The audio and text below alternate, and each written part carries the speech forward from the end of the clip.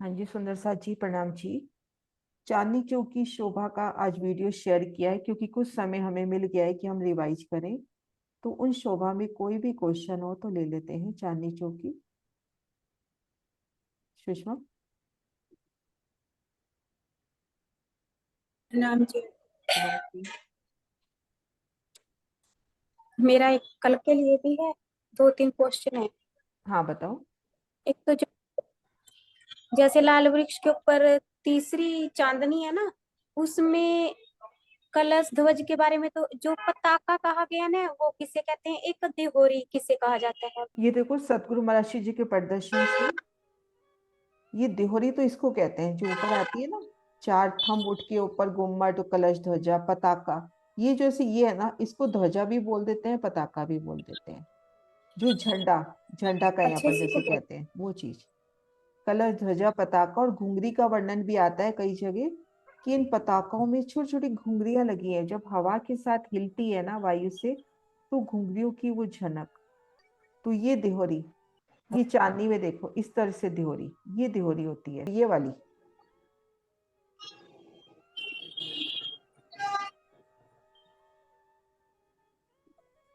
ये देखो ये दिहोरी होती है। ये शोभा है ना, इसको हाँ दिहोरी जी। बोलते हैं। हाँ जी, गुम्मट जी में है दीदी। दिहोरियां देखो यहाँ पर भी अच्छे से, ये भी,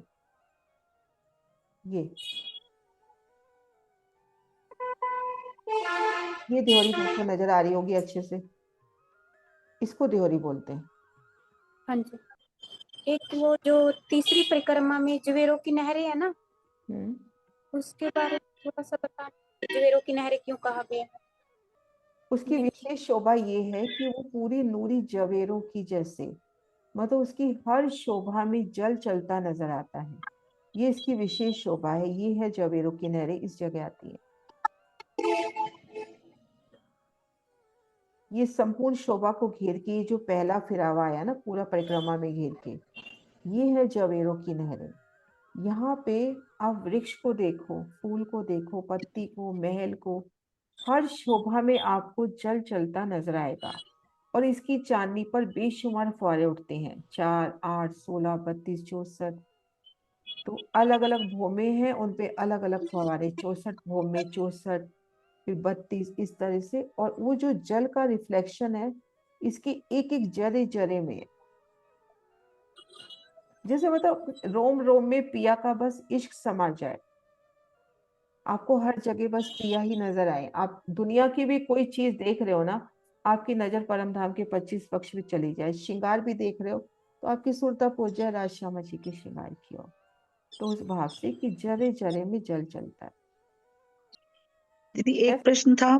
प्रश्न तो नहीं कह सकती। जैसे आपने उस दिन बताया कि हम धाम दरवाजा पे खड़े होते हैं, तो हमें साम सामी बिल्कुल हम रंग मॉल तक या हम्म। उसके बाद भी सारा श्रृंगार भी देख सकते हैं। वैसे रांची का पूरा दीदार होते हैं हम्म। धाम दरवाजे से लेकर। हाँ भी जी। सामने साम सामी दरवाजे है ना, तो हम्म। ये बात आ रही थी कि वहां धाम दरवाजे से उस दिन बाय चांस चटनी में बैठे तो ये बात आई कि धाम दरवाजे में जब खड़े होते हैं तो वहां पे हमें चौरस हवेलियों के बीच में 3 सीढ़ियां चढ़ के चबूतरे भी तो नजर आते हैं। वो हाँ। उससे फिर सामसामी खत्म हो जाती है कि नहीं? नहीं, साम स्वामी खत्म नहीं होगी ना। आपके पास ये 80 हाथ का, जैसे ये बड़ी मेहराब है, हाँ जी। ये 88 हाथ की जो मेहराब है, तो 88 हाथ की मेहराब आपको आगे तक नजर आ रही है। तो 3 सीढ़ी ऊंचे चबूतरे की बात कर रहे हो, तो इस बीच में गोल चबूतरे आते टीले हैं ना में भी जैसे। तो, इस गोल चबूतरे में भी तो 3 सीढ़ी ऊंचा ही राजी श्यामा जी बैठे हैं। हाँ, ये बात हो सकती है। यहाँ तो आपकी नजर सीधा उन तक पहुंचेगी, एक तरह से उनके चरणों तक। युगलदास जी। महाराज जी, इसका प्रमाण भी है अपने पास। युगलदास महाराज जी अपनी बड़ी वृत्त के लास्ट में कोई शायद 40 पेज से अबव चितवन कराते हैं। पूरी चर्चनी हम्म। लिखी उन्होंने देखकर, उनकी चर्चनी पूरी चितवन के भाव से है।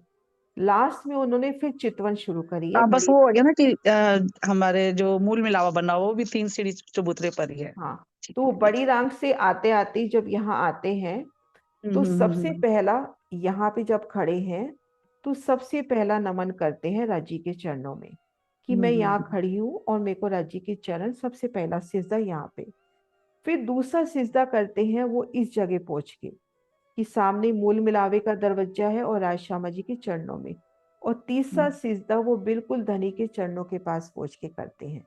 तो जैसे ही वो धाम दरवाजे के सन्मुख इस 2 मंदिर के लंबे चौड़े चौक में आते हैं तो सामने कहते हैं मेरे को पिया के दर्शन हो रहे हैं। हाँ, अभी ये भी आ रहा है कि हर वस्तु पारदर्शी है, ये बात भी अभी मैसेज आ रहा है। सही बात है ये बात जी। ठीक है, प्रणाम जी। पारदर्शी भी है, प्लस यहाँ जुगत भी तो ऐसी है ना कि 88 हाथ का यहाँ दरवाजा, या एक मंदिर का अपन ले रहे हैं तो यहाँ एक मंदिर का दरवाजा, इन चारों चौरस हवेली में भी एक मंदिर के दरवाजे, मूल मिलावा का भी एक मंदिर का दरवाजा, तो सब दरवाजे खुल गए। तो आपके पास एक सुंदर मार्ग बन गया, एक के बाद एक मेहराबी द्वार।